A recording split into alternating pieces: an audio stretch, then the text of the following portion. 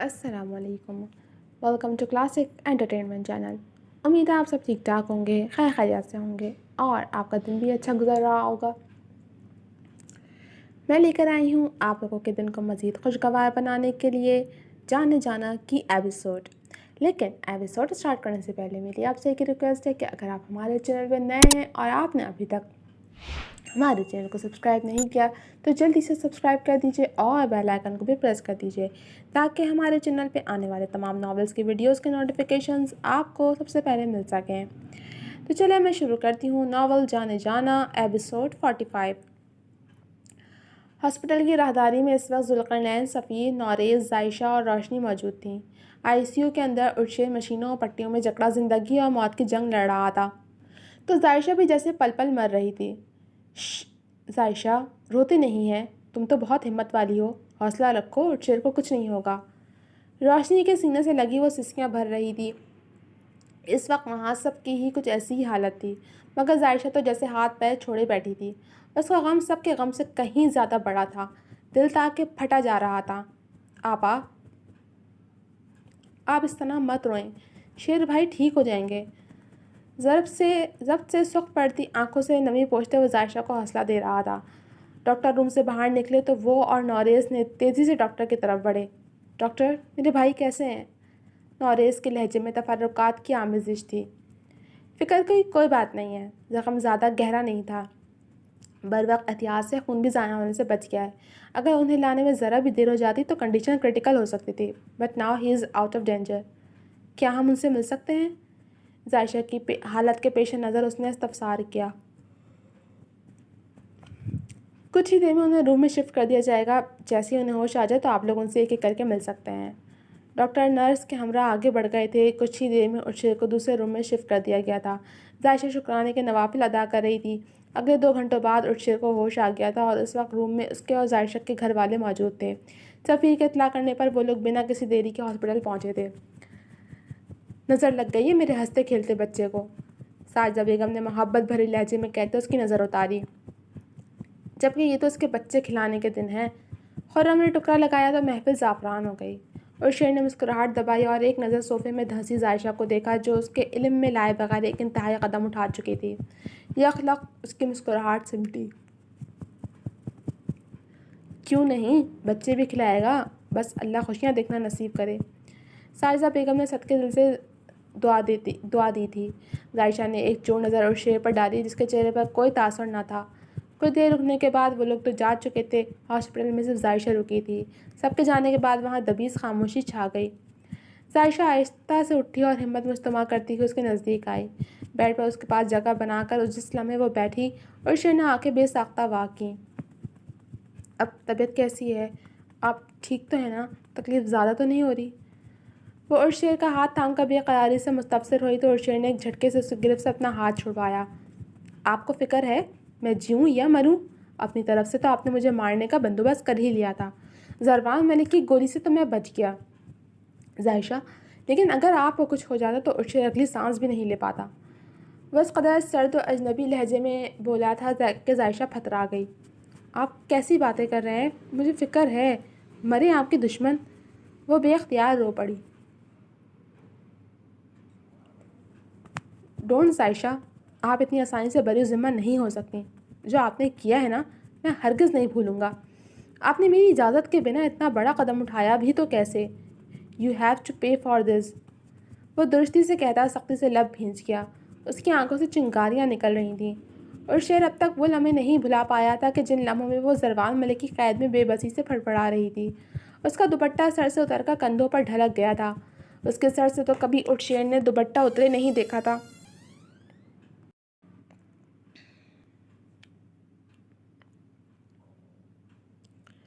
वो लम्हा क़यामत ख़ेज़ था। उसका बस चलता तो 6 की 6 गोलियां ज़रबान मलिक के सीने में उतार कर रिवॉल्वर का मैगज़ीन खाली कर देता। उसके पथरीले लहजे और बर्फीले लफ्ज़ों पर वो मुंजमद ही तो हो गई थी। शुशद्दर होती वो चेहरा हाथों में छुपाए सिसक उठी और इस शिद्दत से रोई थी कि उर्शेर का सारा गुस्सा झाग की तरह बैठ गया। जायशा, उसने मुदहम गंभीर लहजे में उसे पुकारा, पर वो टस से मस ना हुई। रोने का शुगल यूं ही जारी और सारी रखा। आपके आंसू मुझे अच्छा खासा डिस्टर्ब कर चुके हैं जायशा।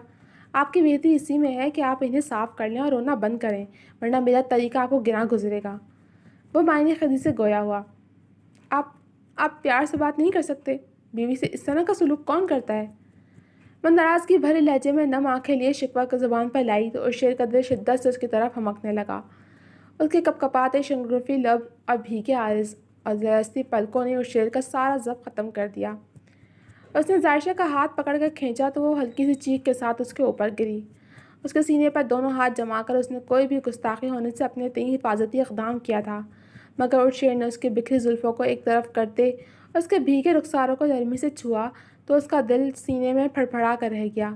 ہتھیلیاں اے میں بھی پسینے سے تر ہو گئیں اور شیر نے بے ساختہ اس کی نم پلکوں کو چوما۔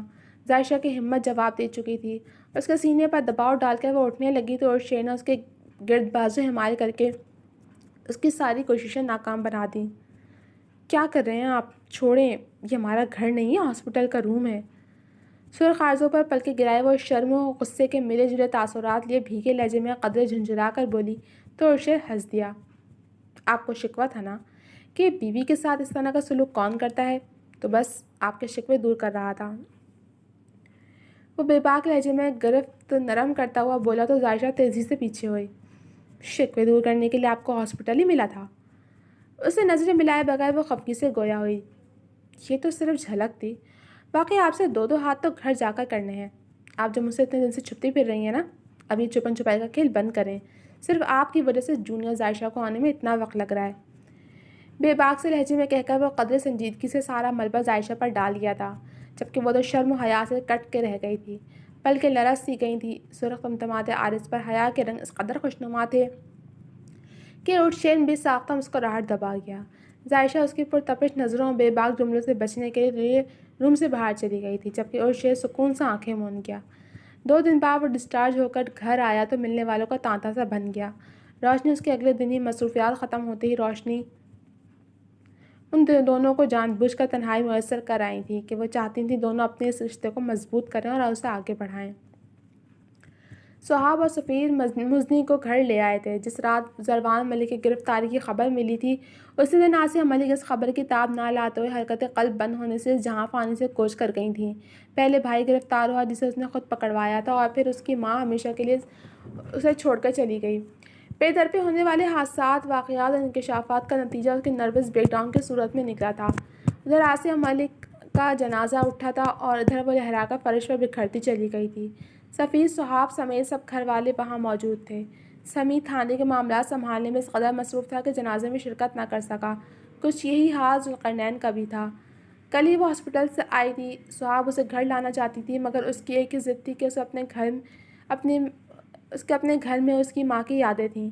وہ اس وقت جس ذہنی کرب سے گزر رہی تھی، اس کا اکیلے رہنا ٹھیک نہیں تھا، مگر صرف ایک رات کے لیے صحاب مان گئی تھی۔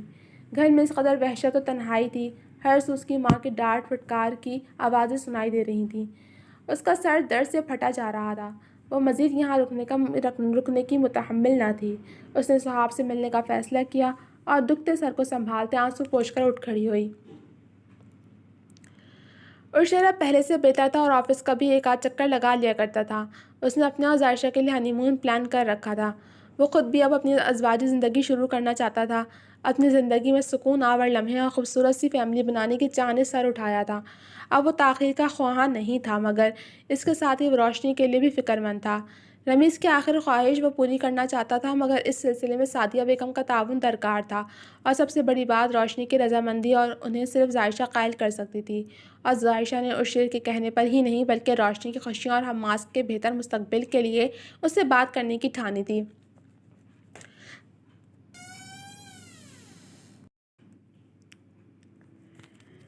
ظاہشہ آپ شام میں تیار رہیے گا، سعدیہ آنٹی کی طرف چلنا ہے۔ خود پر پرفیوم اسپرے کرتے ہوئے مصروف انداز میں اسے باخبر کر رہا تھا۔ اور کوئی حکم؟ وہ چلتی ہوئی اس کے نزدیک آئے اور پرفیوم کی شیشی اس سے لے کر ٹیبل پر رکھ کر اس کی ٹائی کی نوٹ درست کرتے ہوئے مسکراہٹ دبا گئی۔ جونیئر ظاہشہ کو لانے کے لیے میرے ساتھ تعاون کریں۔ اس نے گرد گرفت مضبوط کرتے ہوئے محبت بھرے لہجے میں بے شرمی سے بے بانگ دہل اگلا حکم صادر کر گیا تو اس کی ایک ہی گردان پر ظاہشہ کی جھپی جھپی سی ہنسی چھوٹ گئی۔ جب میں نے آپ کو پہلی بار دیکھا تھا تو لگا نہیں تھا آپ اتنے بے شرم ہوں گے۔ ظاہشہ نے آنکھیں دکھا کر گھمائیں۔ مگر مجھے اندازہ ہو گیا تھا کہ آپ خاصی شرمیلی ہیں، تو مجھے ہی بے شرم بننا پڑے گا، ورنہ معاملات کافی خراب ہو جائیں گے۔ وہ اس کے عارضوں کو ہولے سے چھو کر گھمبیر لہجے میں کہتا بیڈ پر پڑے اپنے بریف کیس کی جانب بڑھا اور کار کی چابیاں موبائل سنبھال کر اسے بازو کے حصار میں لیے نیچے آ گیا۔ نارس پورش میں پچھلے آدھے گھنٹے سے اس کا منتظر تھا۔ ہارن پہ ہارن دینے کے بعد بھی موصوف اتنی دیر بعد آئے تھے۔ اپنا خیال رکھیے گا اور وقت پر اچھے سے تیار ہو جائیے گا۔ اس کی سبھی پیشانی پر پھول کھلاتے وہ پیچھے ہٹا اور الوداعی نظر اس پر ڈالتے گاڑی کی طرف بڑھ گیا۔ اتنی جلدی آنے کی کیا ضرورت تھی؟ کچھ دیر اور لگا آتے بھائی۔ نارس چھڑ کر گویا ہوا۔ تیری شادی ہو جانے دے، پھر پوچھوں گا۔ طنز آمیز نظر اس پر اچھالتے ہوئے بیرونی دروازہ عبور کر گیا۔ بریانی تیار ہے، شامی کباب بھی تل چکی ہوں، سلاد میں نے پہلے ہی بنا کر رکھ دی تھی، رائتا بھی ریڈی ہے، بس اب روٹیاں بنانی رہ گئی ہیں۔ وہ کچن سمیٹتے ہوئے خود سے ہم کلام تھیں۔ اکیلے ہی سارا کام کر لیا، مجھے بلا لیا ہوتا۔ پارس نے آنکھیں دکھائیں۔ تو مجھے اپنے گھر میں کسی کام کو ہاتھ لگانے دیتی ہو جو میں تمہیں کام کے لیے بلا لیتی؟ روشنی بھی پھر روشنی تھی۔ مزے سے پارس کو جواب دیا تو ان کی اس انداز پر پارس ہنس دی۔ ارے بھائی ایسے کیوں ہنس رہی ہو؟ کوئی لطیفہ تھوڑی سنایا ہے۔ وہ حیران ہوئیں۔ آپ بہت بدل گئی ہیں روشی آپا، اب پتہ ہے یہ بدلاؤ بہت اچھا بھلا سا معلوم ہو رہا ہے۔ پارس بولی تو روشنی اس کے سر پر پیار بھری چپت لگا کر باہر لانج میں آ گئیں۔ شام کے سائے ڈھل چکے تھے۔ سائشہ نے دوپہر 12 بجے اسے کال کر کے شام تک آنے کی اطلاع دی تھی۔ اتفاق سے ظہر کے بعد سائزہ بیگم بھی پارس کے ساتھ چلی آئی تھیں تو روشنی نے کھانے پکانے کا ٹھیک ٹھاک انتظام کر لیا تھا۔ پھر وہ جو عصر کے بعد جانے کا سوچ کر بیٹھی تھیں، روشنی کے اتنے پیار سے روکنے اور عائشہ کی آمد کا سن کر رک گئیں۔ سعدیہ بیگم نے تو اعجاز صاحب کو بھی شام میں ڈنر پر انوائٹ کر لیا تھا۔ صحاب کو بھی لے آتی خالہ جانی، اس کی کمی بہت محسوس ہو رہی ہے، کتنا عجیب لگے گا، سب ہوں گے بس صحاب نہیں ہوگی، روشنی نے کہا۔ اس کی دوست ہے نا وہ، کیا بھلا سا نام ہے اس بھلی سی لڑکی کا؟ وہ سوچ میں پڑ گئیں۔ زینب نام ہے، پیار سے اسے سب مزنی کہتے ہیں۔ روشنی نے ان کی مشکل آسان کر دی کہ وہ مزنی کو اچھی طرح جانتی تھیں۔ ایک وہی تو واحد دوست تھی صحاب کی جو اس کے دل کے قریب تھی۔ وہ اسے جانتی تھیں، یونیورسٹی پڑھتے وقت اکثر کمبائن اسٹڈی وغیرہ کے لیے وہ گھر آ جایا کرتی تھی، تو یوں روشنی کی ملاقات بھی ہو جاتی تھی۔ ہاں وہی، مزنی کو کل ہاسپٹل سے لائے تھے، مگر بچی کو اپنے گھر کی یاد آ رہی تھی تو وہ ایک رات وہاں رک گئی، مگر آج صبح وہ گھر آ گئی تھی۔ اب اچھا نہیں لگتا نا کوئی گھر پر آیا اور اسے چھوڑ کر صحاب ادھر آ جائے۔ انہوں نے رضان سے کہا تو روشنی نے سمجھتے سر ہلا دیا۔ خالہ جانی سمی بھائی کو فون کر دیں کہ وہ شام میں صحاب کو لیتے ہوئے آ جائیں، کیونکہ سفیر بھائی تو آج لیٹ نائٹ آئیں گے۔ پارس کو اچانک صبح جاتے وقت سفیر کی کہی بات یاد آئی تو وہ سعدیہ بیگم سے مخاطب ہوئی۔ ہاں ملی جان، کیوں نہیں؟ روشنی ذرا بھائی کو فون کر کے کہو کہ آتے ہوئے صحاب کو بھی ساتھ لے آئے، بھلا وہ بچی اکیلی گھر میں کیا کرے گی؟ انہوں نے روشنی سے کہا تو روشنی نے سمی کو کال ملائی، مگر شاید وہ کہیں مصروف تھا تو وہ میسج چھوڑ کر مطمئن ہو گئی۔ مجھے تو یہ سمجھ نہیں آ رہا کہ وہ بچی اب کہاں رہے گی، اکیلے تو میں اسے رہنے نہیں دوں گی، زمانہ بڑا خراب ہے سعدی، کسی کا کیا بھروسہ، کل کو کوئی اونچ نیچ ہو جائے پھر۔ سائزہ بیگم نے مغروم و متفکر لہجے میں کہا۔ آپا میں تو اسے اپنی سمی کے لیے پسند کر چکی ہوں، بس سوچ رہی ہوں کچھ وقت گزر جائے تو بچی سے بات کروں، یوں اچھا نہیں لگتا، ابھی اس کی ماں کے دنیا سے گئے وقت ہی کتنا ہوا ہے۔ ارادہ تو اس کی ماں سے بات کرنے کا تھا، مگر شاید وقت کو کچھ اور ہی منظور تھا۔ وہ رنجیدگی سے لہجے میں بولنے لگی۔ سعدی برا نہ مانو تو سادگی سے مزنی اور سمی کا نکاح کر دو تاکہ بچی غیر تحفظات کا شکار نہ ہو۔ وہ تو آج کل احساس کمتری کا شکار رہنے لگی ہے، کسی رشتے میں بندھے گی تو اعتماد بحال ہوگا اور وہ زندگی کی طرف لوٹ آئے گی۔ سائزہ بیگم نے سنجیدگی سے مزنی کے متعلق بات چھیڑی۔ یہ سراسر حماقت ہے مزنی، اور کم از کم میں تمہیں یہ حماقت نہیں کرنے دوں گی۔ صاحب نے سنجیدگی سے اسے ٹوکا۔ یہ حماقت نہیں، حقیقت ہے، میں ایک کرمنل کی بہن ہوں، مجھ جیسی لڑکی سے آخر وہ کیوں شادی کرنا چاہے گا؟ میں بس اس کے لیے ایک مہرہ تھی جسے اس نے استعمال کر کے ایک ملزم کو اریسٹ کر لیا، اور اس سے زیادہ میری کوئی اہمیت نہیں ہے صحاب۔ وہ شدید احساس کمتری کا شکار تھی۔ صحاب تو اس کے رویے، لہجے اور لفظوں پر بھوچکا رہ گئی۔ کہاں پر اعتماد سی آنکھوں میں آنکھیں ڈال کر بات کرنے والی مزنی کسی کو خاطر میں نہیں لاتی تھی، وہ آج اپنا اعتماد کھو بیٹھی تھی، نہ صرف اعتماد، شاید سب کچھ گنوا بیٹھی تھی۔ وہ پچھلے 2 گھنٹے سے اس کے ساتھ مغز ماری کر رہی تھی۔ سمی سے ڈھکے چھپے لفظوں میں مزنی کے لیے پسندیدگی کا اظہار وہ سن چکی تھی۔ پھر سعدیہ بیگم کا نکاح والے دن اسے پسندیدگی کی نگاہ سے دیکھنا اسے بغیر کچھ کہے بھی بہت کچھ سمجھا گیا تھا۔ وہ تو اس کے لیے بھی بہت خوش تھی، اور شاید مزنی بھی اس رات خوش تھی اگر وہ حادثہ نہ ہوا ہوتا۔ سمی بھائی تمہاری حقیقت سے بے خبر تھے مزنی، تم ان پر اتنا بڑا الزام کیسے لگا سکتی ہو؟ انہوں نے صرف ظاہرہ آپا کو بچانے کے تم سے ایک فیور مانگی تھی. فیور نہیں مانگی تھی بلکہ میری مرضی پوچھے بغیر مجھے میرے گھر سے گھسیٹ کر لے گئے تھے تمہارے سمی بھائی. اس کی بات کاٹ کر وہ زخمی لہجے میں بولی. تو تمہارا کہنا ہے کہ اس وقت وہ بیٹھ کر تمہارے ساتھ مذاکرات کرتے؟ حد ہے مزنی. اس وقت جو سمی بھائی نے کیا وہ حالات کا تقاضا تھا. سہاب نے اسے سمجھانے کی کوشش کی. تمہیں کس بات پر اعتراض ہے؟ تمہیں بتائے بغیر تم سے فیور لینے پر یا پھر تمہارے شخصی بہن ہونے پر؟ سہاب نے اس کے ہاتھ پر اپنا ہاتھ رکھا. پتہ نہیں صاحب، یہ سب کیا ہو رہا ہے. مجھے کچھ سمجھ نہیں آ رہا ہے کہ میں کیا چاہتی ہوں کیا نہیں چاہتی. زندگی ایک ایسے موڑ پر لے آئی ہے جس کا میں نے تصور بھی نہیں کیا تھا. تھکن زدہ لہجے میں کہتے ہوئے سر جھکا کر اپنے آنسو چھپانے لگی تھی. تصور تو میں نے بھی نہیں کیا تھا کہ آپ میرے بارے میں ایسی رائے قائم کریں گی. سمیر کی سنجیدہ آواز پر مزنی نے چونک کر سر اٹھایا. السلام علیکم سمی بھائی. صحاب نے خوشگوار لہجے میں سلام کیا. وعلیکم السلام، کیسی ہو؟ اس کی نظریں مزنی پر تھیں. بالکل ٹھیک ہوں اور آپ کے سامنے ہوں. آپ یہ بتائیں کہ آپ کو فرصت مل گئی؟ بندہ تھوڑا سا وقت ہی نکال لیتا ہے. کبھی کبھی مصروفیات بہت سی غلط فہمیوں کو جنم دے دیتی ہے. صاحب نے ایک نظر مزنی کو دیکھ کر سمیع سے سنجیدہ لہجے میں کہا تو وہ ہنس دیا. کوئی اگر پکارتا تو ضرور وقت نکال لیتا، پھر چاہے میں کتنا ہی مصروف ہوتا. وہ دلکش لہجے میں گویا ہوا. مزنی نے پلکیں جھپک جھپک کر آنسو اندر اتارے. یہ شخص جو اپنی مصروفیت کا رونا رو رہا تھا جس وقت اسے اس کی سب سے زیادہ ضرورت تھی، وہ تب بھی تو اسے پکار رہی تھی مگر وہ تب نہیں آیا، اور اب کیسے مکاری سے کہہ رہا تھا کہ کوئی پکارتا تو مصروفیت ترک کر کے آ جاتا. اس دوگلے پنے پر اس کا اندر باہر ایک اندیکھی آگ میں جلنے لگا. وہ یہاں سے بھاگ جانا چاہتی تھی قبل اس سے کہ وہ ضبط کھو بیٹھتی. وہ تیزی سے کرسی گھسیٹ کر کھڑی ہوئی تو سمیع چونکا اور اس کا ارادہ بھانپ کر سرت سے اس کی مومی کلائی اپنی گرفت میں لی.